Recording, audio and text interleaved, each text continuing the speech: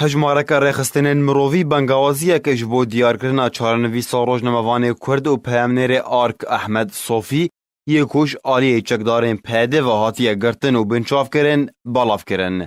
ده داخویانیه که در رخصتنان افکار پیده در حق احمد صوفی شرمزار کرن و دیار کرن گو احمد صوفی کسکی نافدار بول دوره و همی دوره دزانی گو او پیامنر آرکه و گلک گوتارنوی در روزنامه عربی و کردی جهنه.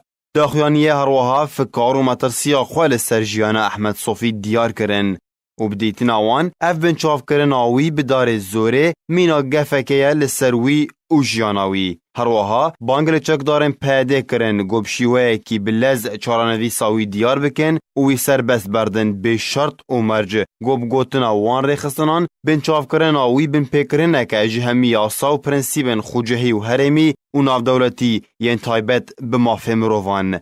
هر ده داخویانی ناووری دهاتیه گو بردوامی آگرتنا صوفی مترسیه که لسر جیاناوی و داخواز چک دارن پیده کرن گووان گرتنن بدار زوری راوستینن گو بن پیکرن اکش یاساین سرکت جیانه ده هروها فکارا خواهج آگاهین بکار آنینا اشکنجه ده زندان پیده ده جی دیار کرن.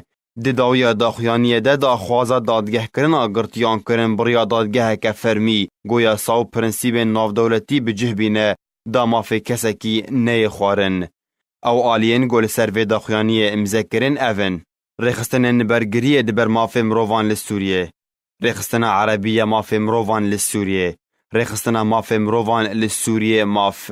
رخصتنا برگریه دبرگرتین نارین لسوریه روانگه.